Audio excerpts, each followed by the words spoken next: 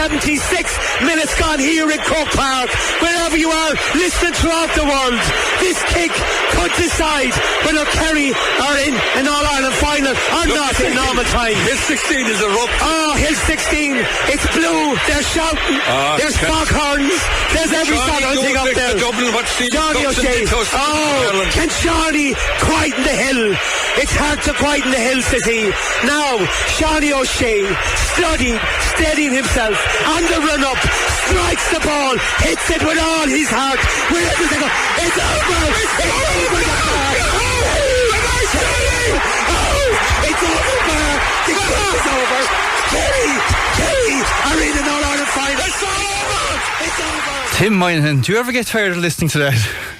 No, for the good of Kerry, I suppose I love listening to it back, but I suppose it was a unique moment. Where does it come from? Where does that emotion come from in that moment? I mean, obviously you're a fan and a commentator, and you're putting it both together. But I mean, it was like somebody said, an out of body experience. It's just that in that particular night, I think it was Liam Brosnan and Billy O'Shea to our right, and Ambrose, and it just all happened. You suddenly said, this is down to a kick that will put us into an All-Ireland final, and you just go with it. Things come out. I tell you, we had no control.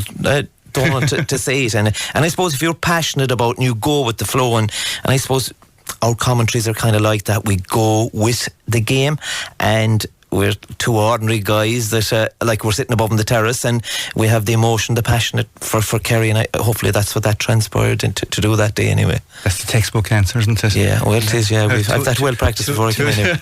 Two guys sitting up the stand talking about football. I'd say a lot of people call you that. Come here, congratulations, Regional Sports Broadcaster of the Year. That's why you're on, Tim. It's great to be back in studio. I mean, you were here one time, and you over there in the corner. Yeah, it was 4 years, and you know, it was four very, and you know it yourself, Donal. It takes a time to put on a marker, but you know, it was the man that came before us, the great Wishy. It was always his programme, and a difficult few months for people to get used to us. But you know, look, I suppose as they say in show business, the show moves on. But what an opportunity, and I enjoyed every moment of it. And I suppose no different to going to football matches on a Sunday. You make a lot of connections, a lot of networking, and it's all worthwhile, Donal. Yeah, come here. Let's go back. You're far too modest. I mean, Regional Sports Broadcaster of the Year. Did that sink in at any stage? I mean, or do you go to the match and it's just a bit of a tag? But I mean, you must go home at night and say, God, that's pretty kind of cool. Yeah, look, we've been up there, and it's for the station. It's no different. You having me here tonight. It's a team, and I know. I suppose the old cliche is it's about the people around me, and that's what it is. Like my wife at home, Deirdre, I have two girls, Grace and Ciara, and they afford me the time, and they know it's my passion. I live for it. I love Gaelic football. I love Kerry. I'm delighted we're from Kerry, and you know, things like that. It's bonus territory, and it is. You know, I've been up there on a few occasions, and right at the right hand side, you'll see it next year when you're up there, Donal. The right hand side of the stage, you've all these IMRO awards, and they're fabulous awards. And I used to look and I said, wouldn't it be nice to be walking out the door with one of those? And you know, things like the Johnny O'Shea pint, other things happened during the year. We covered a few ladies' games. It went well, and we did this thing, Dear Kerry. You know, your hope for Kerry in the future, and all those things. You know, if you've the right person probably listening to that audio, you'd hope maybe they might have a serious look at it, and you'd be in contention, and we've pulled off a silver and a bronze over a few years. And I do, look, I missed that night above. We were celebrating. It was a great night for Radio Kerry with 4 goals, and came back with, I suppose, you know, you say with all the nominations and everything, 11 nominations. It was brilliant.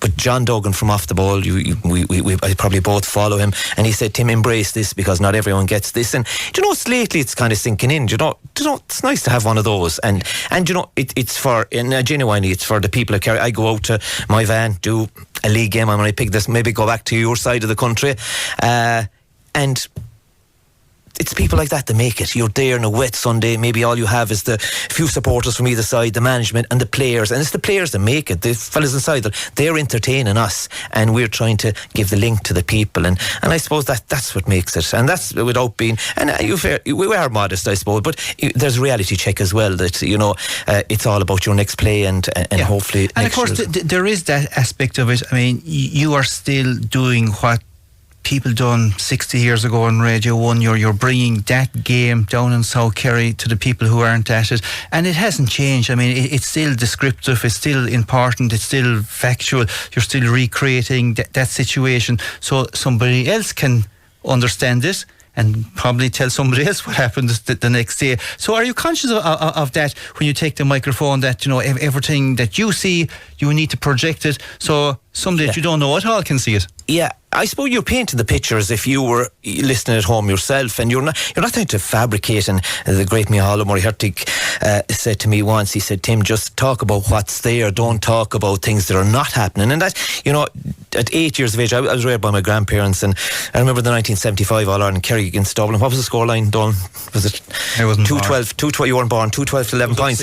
But that team, and I always remember, you know, that was Kerry, the start of the golden years, you could say, like, you know, and I remember that. I probably remember the team. You were Paddy O'Mahony in goals. You had full back line was Ger O'Keefe, John the Prince, and Jimmy Dean and Kerryman in the other corner, and a half back line Paddy O'Shea, the horses, he was affectionately known, Tim Kennedy, and on the other wing was George Power, converted later, and then in the middle of the field you Paddy Lynch, Beaufort, and I'll always think he's the only Kerry player that played in 15 positions for Kerry, and that beat challenge games they used to play in out in America at that time, the trip, and with the great man from Churchill was Pat McCarthy, and you had a half forward line, and all I'm saying is that at 8 years of age, that's what it brought to me.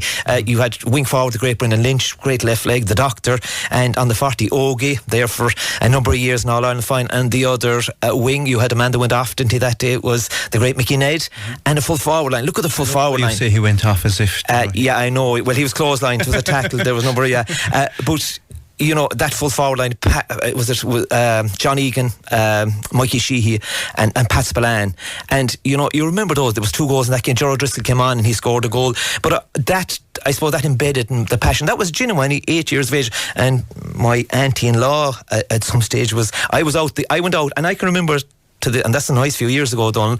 I went out to the gable of the grandparents' house, and I was kicking the ball up, catching it come down, and I thought I was fielding balls in the middle of the park with Paddy Lynch or Pat McCarthy and scoring them like Sheehy or Spillane, and that's what embedded, and that's pure genuine when I say that. And they were lovely, and you know, youthful years. You're only 8 years of age, and then 2 or 3 years after, you were starting a four in a row, 78 to 81, and it's instilled in you. And I used to come in here to, I think it was the PMPA office at the time, with my grandparents, and Mikey Sheehy was inside the counter, and my eyes, the stars inside the counter. Hello, sure. And exactly. And that's genuine. I think it's with no different to a young fella now with David Clifford. I met somebody recently, David Clifford up in Smiths, and his mom was talking to me, and she said this young fella, he was only 10 years of age, went down the aisle and he saw David, and he came back, Mom, David Clifford and she is down the aisle, and did you get his autograph? No, he's with his family, Mom, we can't be so all I'm saying, I suppose we were in awe of those fellas, and no different to the youth of today. Yeah, absolutely. And of course, that's a beautiful picture that you paint, but it's not a picture unique to you. I mean, because when you were going out hitting your wall, the neighbour down the road who was 8 or 9 was doing exactly the same, and the fella back in Dingle was doing it, and the fella down in Carsveen were doing it. Is that what makes us very unique in Kerry? Because we're inbred into that kind of, and like you said, I mean, you won 75, you can remember, well, maybe 76 was tough and 77 was awful maybe, but then you went on the 4 in a row, and you went with that journey, and you get to a stage where you kind of expect it forever, but it did stop for us, didn't it? Yeah, and it did, and there's some bleak periods, but that same thing, I met somebody recently who was at a Christmas party working with David Clifford's dad, and David Clifford and Paddy were in the back of the car the fun day, and I think Dermot Clifford picked up this man on his way to wherever they were going, be it Killarney, and David Clifford, I know he was, I don't know if was he 7 or 8 years at the time, and I suppose Dermot Clifford said to the man beside him, he said, can you name the team that played Monaghan last Sunday? It was a National League game. Not alone did he name the whole team, David, from 1 to 15. He told who scored, who got man of the match. So that was embedded in him at 7 or 8 years of age. And that'd tell you the interest. He wasn't just somebody who appeared. He knows the history of Gaelic football in Kerry, and that's what no different to what you do there. That's what keeps us going, and it's life. Every day I'm talking to somebody about Gaelic football, maybe because of what I do for the radio and my love of it, but there's at times you need a small bit of a break from it. but it's very hard to get away from it, and it's because it's in us. It's part of us. It's our life. It's our makeup. It's our DNA. That won't change. Yeah. You spoke to us before, Tim, about how you fell into the gig, I suppose, in many senses, and you were looking over the wall and you were saying, God, I do an old job there for you, if you can. Talk to us about your early days. Talk about your first gig. Can you remember your first actual gig? I remember Tim Moynihan years ago when we were in the press box. You were kind of the runner, in a sense, that you'd be running down, you'd be finding out for Wishy who was the sub and who wasn't the sub. And I remember you in that gig. Absolutely. That was probably my first gig. My first gig was with the great Gary O'Sullivan, and I suppose Kerry are fortunate. The people of Kerry fortunate, going back to Sean Barry's time, and of course the great Liam Higgins, and obviously the great Wishy Fogarty, and down along the line, Gary O'Sullivan, Gerard O'Connor was there, and we always had somebody to cover. But my earliest gig, I suppose, was with Gary O'Sullivan. Gary said, "Who's this fella sitting beside me today?" And it kind of worked. And then nobody else was able to do a second game, and I was popped in as well. But we had we had some bad years. I was with Gerard O'Connor, so many losing quarter-finals, semi-finals, finals, and then 2014 we won the minors. But I suppose my earliest gig, and you're dead right, that Wishy and Liam, and what a grounding to have. You two legends above in the press box, and what I was allowed to do that time was go down on the sideline. Any movement of sub, I'd send the information live up to Liam Higgins and Wishy. But I suppose what was happening in the finish, I knew the move before probably the management, and we were giving it to the radio, and the radio was able to tell it. But I'll always remember above in Cork for a National League game, and it was under lights, Kerry against Cork, and Paddy Russell was doing the line. And the next time during the game, and whatever way the game was going, Wishy, in full flight, the game was on, he said, "Tim, will you ask Paddy there," he says, "will you come on Terrace Talk tomorrow night?" No, this is during the game. Paddy, and apparently it was do you know that Dublin game where it was a Dublin Tyrone, they went to war, it was a Paddy Russ, right, Paddy, and he wanted to get he was always Wishy was always on the ball with those things. He said, "Will you get him for Terrace Talk?" And I said, "Okay, Wishy, I'll get him at half time." But he wanted his answer there and then, so I said, great characters. And I was up in, it was mentioned earlier tonight in your programme of Finoog winning, the junior. But I remember above we played Finoog, representing Kerry, played a team from Tyrone, and it was above in Portlaoise, and for some reason Wishy couldn't go there that day, and I was with Liam Higgins.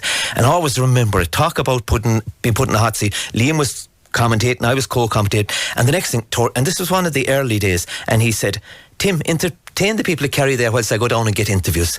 And I said, I don't know, I winged it somewhere, but all I'm saying is you get the respect of those guys then when you move along. And yes. And I know you'll probably ask us, highlights of commentary, but I always remember, and I think I mentioned it before in some programme, that we were above, John Heffernan was doing the sound for Radio Kerry on sound that day, and we went all the way to Tyrone, and Kerry needed a draw from that particular game, and for some reason Gary O'Sullivan couldn't go, and he asked me the night before would I go, and we collected Wishy or whatever, and we went off, or maybe it was a Saturday, and we went off and we did the game. And I'll always remember coming out after that game, and I was nervous as hell, because this was my first time kind of doing a senior game, and Wishy always, when he sat into the car, took off the shoes, and sometimes he put the legs up on the dash, and he turned around, he had his seatbelt on, he said, before we took off, he said, "You have arrived today, Tim." And I said, I'll always carry it with me, and it meant a lot coming from Wishy, because Wishy had done games with a lot of guys, and fierce connection, like even we'd go to games, he'd go with Liam. They were such great friends, absolutely brilliant friends, and Wishy was a small bit lost when he lost Wishy, and then he worked his way, and Gary O'Sullivan got his respect and respected each other. And it was a lovely place to be in, and you remember those things. They were kind of the highlights, Yeah. And after a while, I suppose you become a kind of a mafia in a sense, because the longer you're at it, kind of more people will know you at the various venues, and they know Tim and the whole lot. Yeah. But you have a new partner.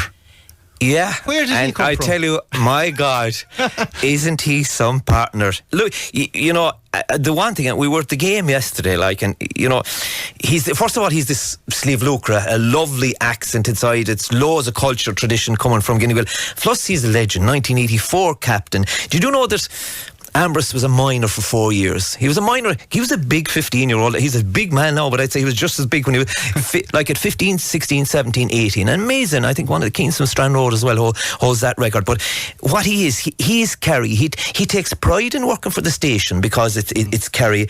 And I suppose we have a bit. He's still wearing that Kerry jersey. Oh, 100%. And Eamon Hickson, our former producer of Terrace Talk, he did something for one of his exams, and he studied us in commentary. Oh, what a study! Oh my God, that was scary. I said he'd leave his studies after it, but he saw. He was everything with Ambrose. The amount of times he says the word "we," as in Kerry. So that endears itself into the Kerry. I try to be neutral. I could say they at times, just in case there's somebody from Cork listening.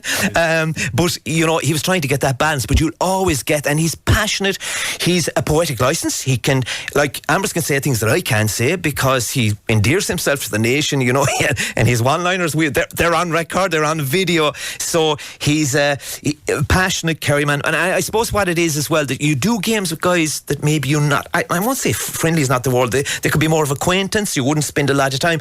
But I suppose what helps our journey is, and I'd hope it would, is that we travel together. I pick him up. I'm from Spoilrotten. I picking him up in Killarney and taking him to games and bringing him back. Sure, he's injured now at the moment. Sure, he's injured. Yeah, sure, he can't press the accelerator into the brake. But what it is we get to know each other.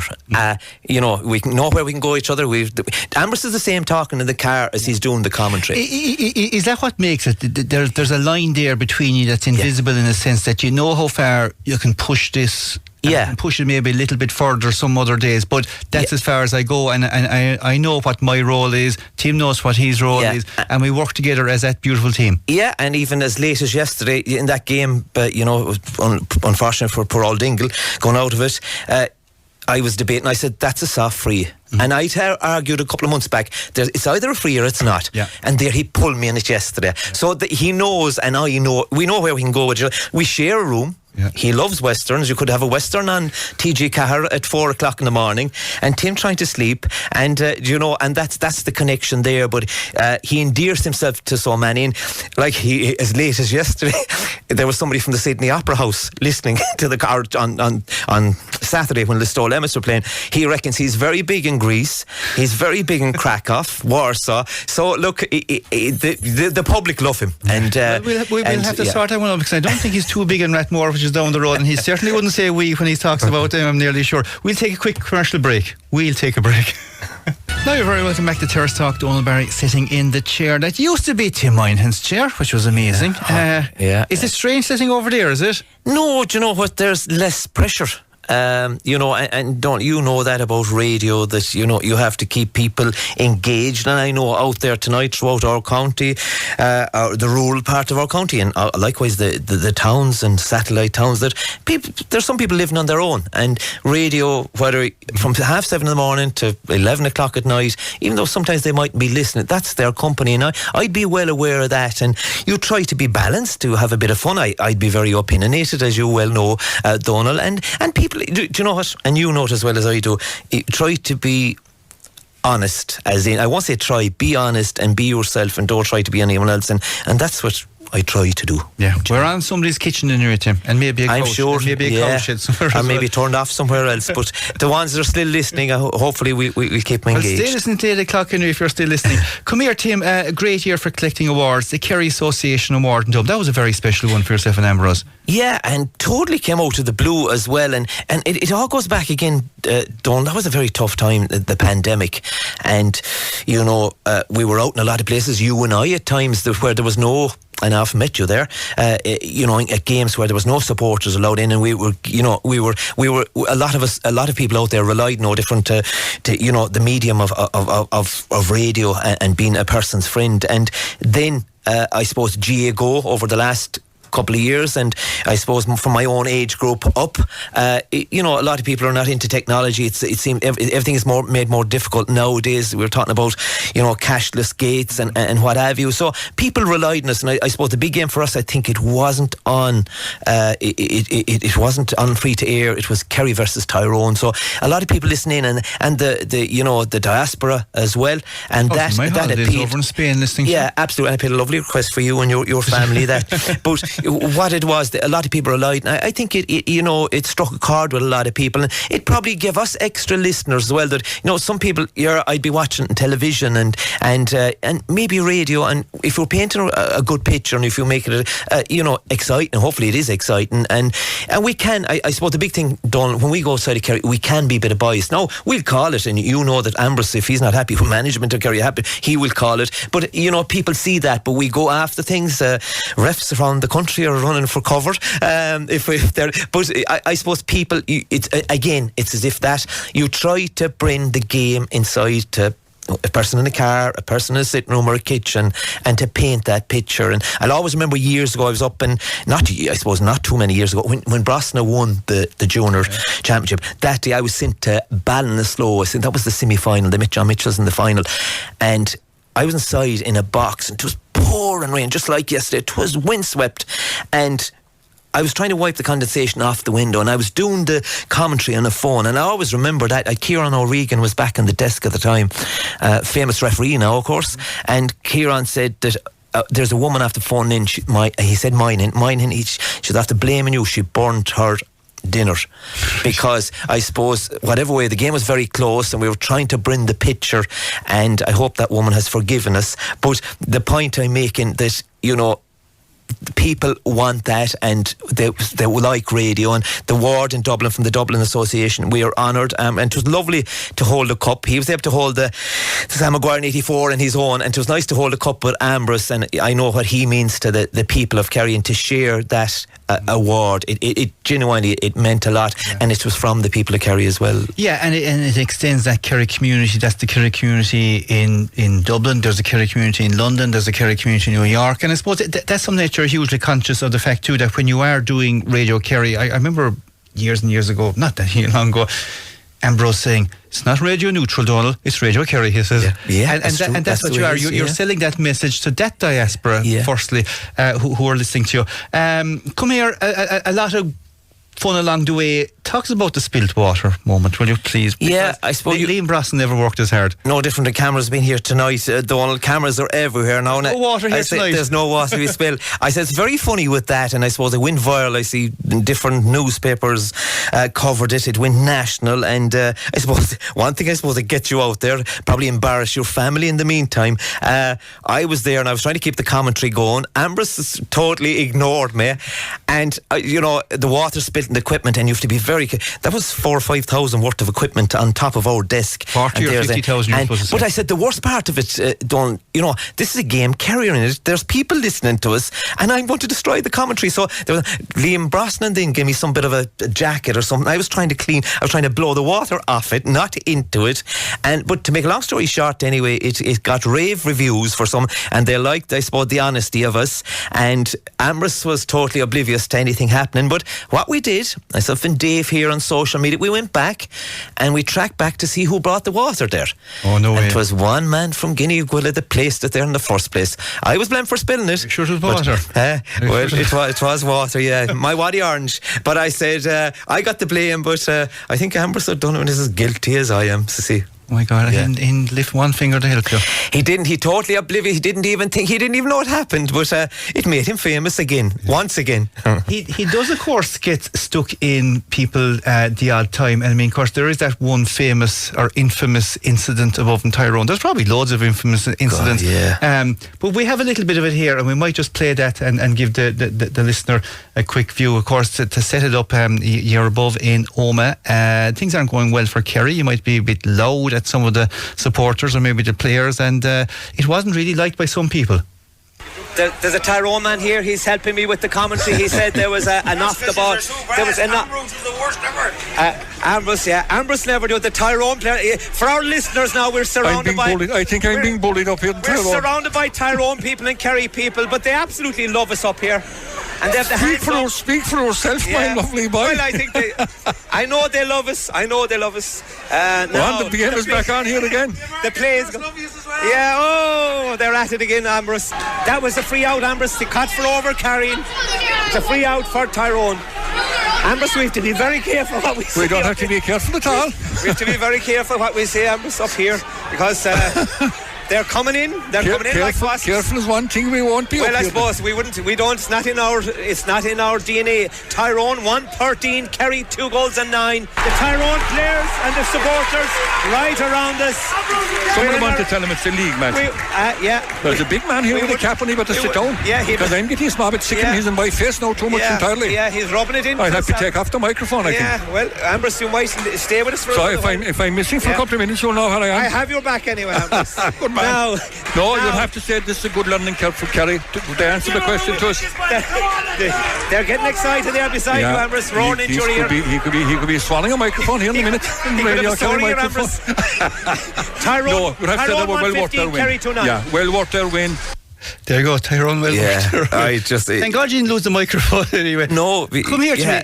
Is that rare, or is that banter, or is that kind of banter that boils over to something else? Yeah, it's kind of a dangerous scenario actually, because when we went up there, we were early, we were on time, but there's so many controls up there from the control tower, and only a certain amount of people can stay in the one part of the press area, and then we were moved across the way right into the heart of Tyrone. There was all Tyrone jerseys around us, and anything we'd say, you kind of done the boys where they'd pull you and they'd be turning around, they'd put the fist up, some of them, not all supporters, and a woman even threatened me, she had an umbrella, and say, and there, but Ambrose, this fella was beside Ambrose, and anytime Ambrose would make a comment during the analysis, your man was in Ambrose's ear, and I think that sums it up in the end, that Ambrose told your man he could be swallowing a microphone, and it was real, but it wasn't the perfect scenario, but I tell you, Ambrose, there was probably 3,000 Tyrone supporters sitting around,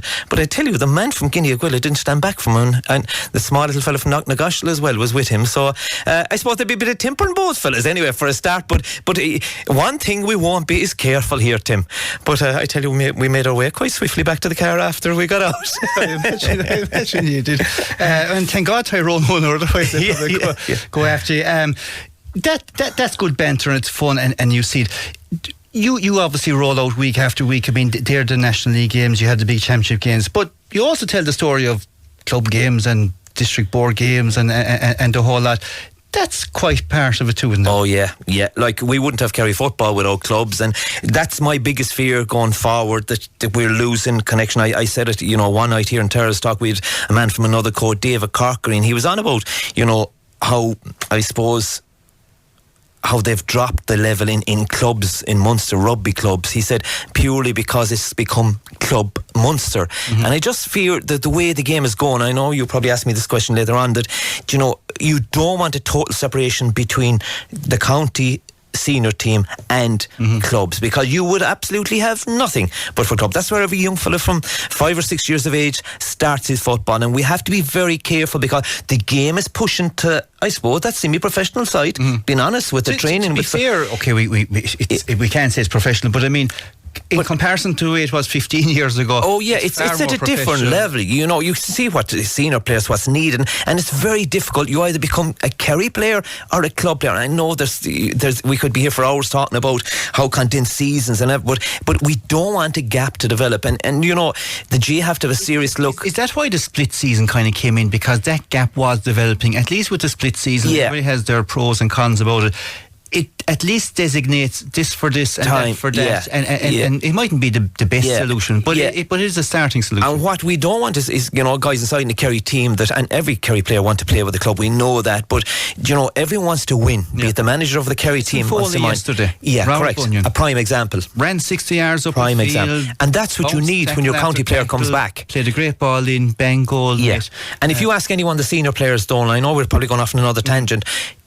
They love the idea of finishing in July, that they have a bit of a life, that there's a serious commitment now if you're a player, but they love to go back to their clubs, but it's maybe not as pressurised, that scenario. Then you have a club struggling because they don't have them during the county league. You want to keep your league status, and suddenly you're missing those players, and players have, and a club here in Tralee has suffered because of it, having players in with Kerry that may not make that first 15 or that panel Austin Stacks, and that's being brutally honest. I'm not saying it's the reason that they're down playing intermediate, but clubs do suffer around the county if you have players in, and it's fine if they make the grade, but I'm sure that there's probably 40 players inside that trying to get on that 26. Well, look, that's for another day, but we have to be careful that mind those clubs, because we have problems in rural areas with numbers, and you don't want to lose our clubs in Kerry. Yeah, absolutely. We don't lose our listeners or sponsors either. Yeah, correct. So we'll have to go quick break. Now I'm joined by Tim Moynihan, the regional sports broadcaster of the year. Doesn't get any older, any better. Just keep saying it and saying it and saying it. It's great to say it. Tim, of course, they're the highlights of the year. You've had another difficult journey along the way. Yeah, I don't. A lot of people know it out there. Look, I touched on it one night. I was on with you going back. I suppose when we were nominated for the. Yeah, look, I have prostate cancer, and I've no denying it. And I know some people know it out there, and I suppose it's not me saying it to get pity, but it's me saying it for when I was in my 40s, I didn't do a lot of visiting to the doctor, and I suppose a wake up call, and just kind of coming after we beat Galway in that All-Ireland final. 2 days later, I kind of got news that it wasn't the end of the world, but it wasn't news that I wanted either, And what's that moment like when you got that news? I mean, obviously you have a busy life. You're worried about who Jack Connor's putting on the team or not, and you're getting the thing in, and then this comes. Yeah, look, it rocks your world, and I suppose I was always a kind of a happy-go-lucky fella. Then again, I suppose things change when you hit that Craig, that 50 years, and you should do checks on you. But it rocked my world. You think about mortality, you think about everything.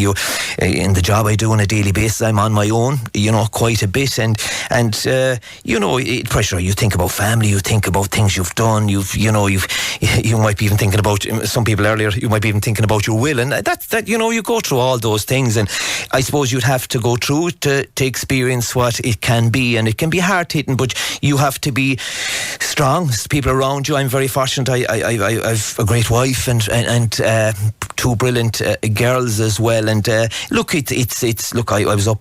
I had biopsies a couple of weeks ago, and thanks be to God that the levels are the same. But I'm up again. The week after Christmas. But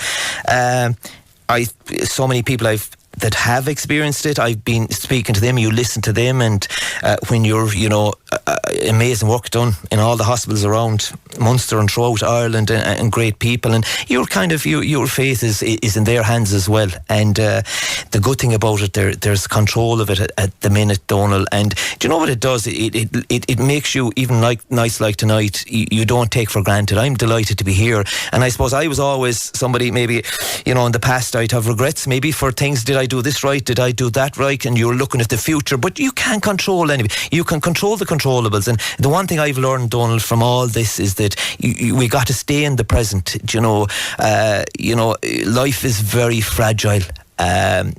Things happen, families are turned upside down. You could, go outside the door and something could happen, but we can't think like that either. We'd be all hermits.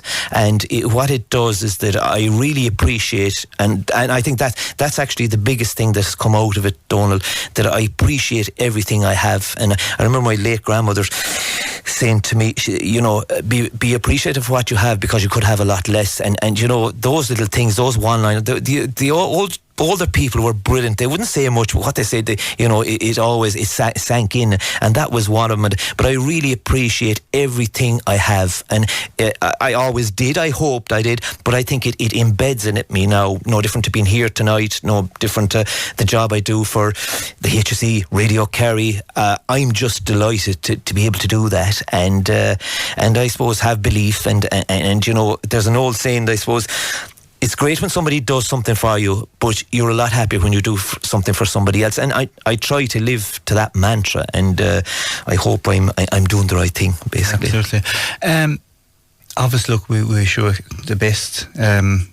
I don't know even to say the right words. Yeah. There's a fingers crossed thing, that you pray for. Yeah. But I mean, obviously, the more people that you will talk to about it, they will have their own stories, and it's a unique enough club, I'd imagine, in the sense that you will meet somebody who's travelling that road with you for that length of time, and you've probably met a couple along the way as well, and you get share stories. 100%. When you're up in the Orchid Clinic above in Cork, and you see people, sitting beside you, and they all have their different journeys, and I think that's the whole point. And I said a lot of people out there have known it. I suppose information just seeps through, and I'd have told a lot of close friends and that. But the thing is, I think it helps that other people, even for things that's ahead of you, they speak to you, and the best, you know, you have to make a decision at some stage.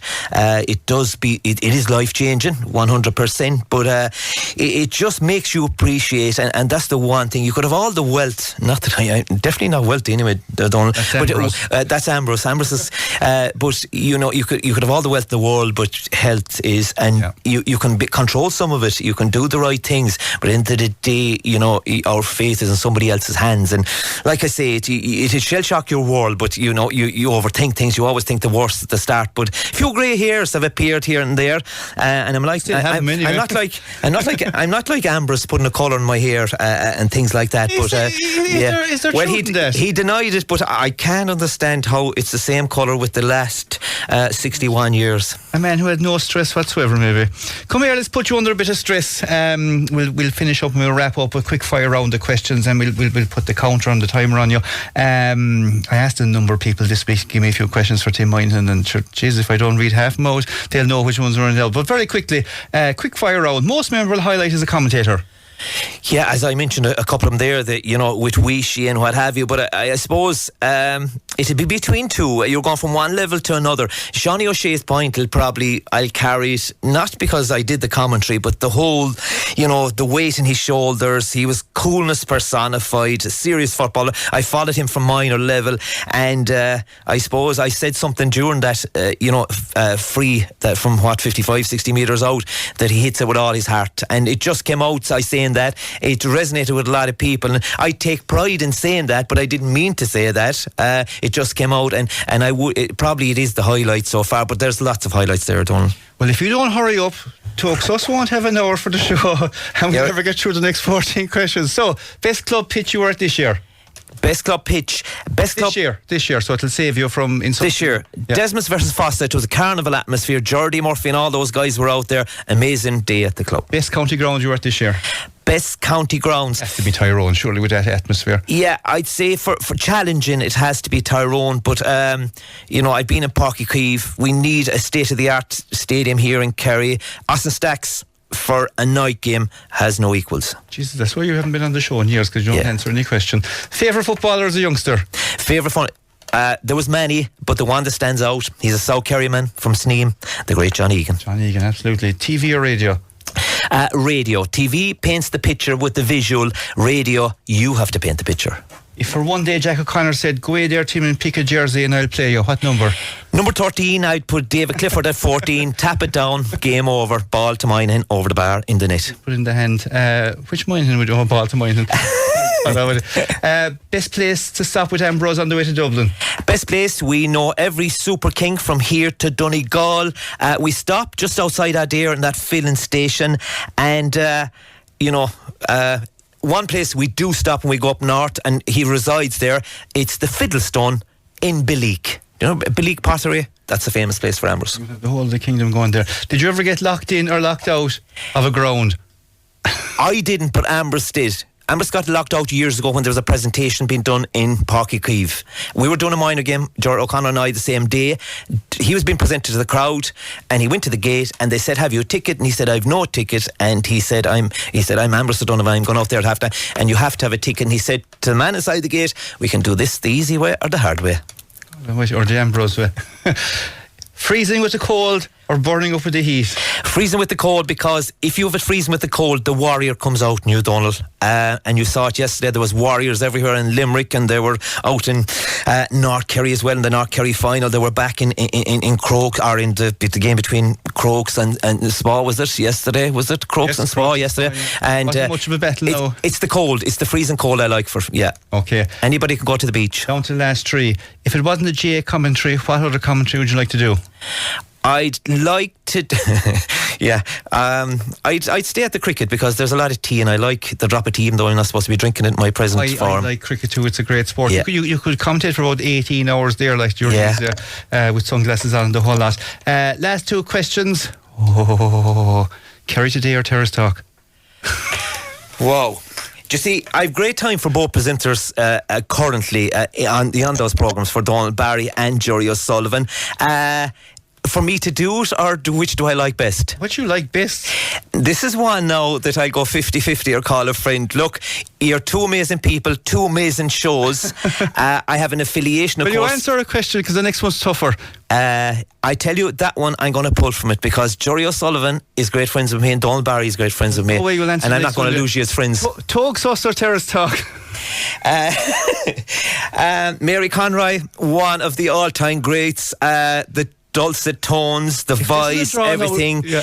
And I'd say, look, if I was giving you a mark out of 10, I'd give you both 11. There you go, Mary. That's the best compliment that you'll get from a GA commentator this side of Christmas anyway.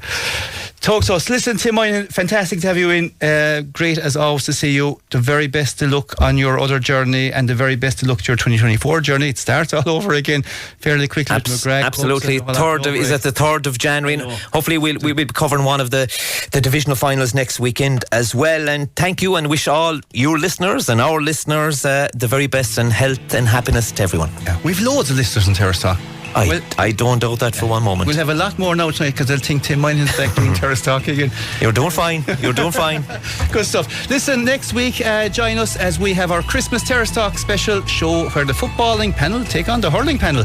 Who'll win that? We're looking forward to that. Look, I'll go with the football. I need Liam Brosnan for driving. John Kennedy, he's gone away now. He's more on clubber and everything now. He's famous. He's a famous man. Look, I think I'd say by 2 or 3 points the football boys will take the hurlers. There we go. You heard it here first. Listen, thanks to Ivan, thanks to Keane, and stay listening to Mary. She's up next, even though she's not better than Terrace Talk. She's 11 out of 10 like ourselves, but I still think we're better than Kerry today both, but surely, are we? You're very good. We'll do it next week again, all over again.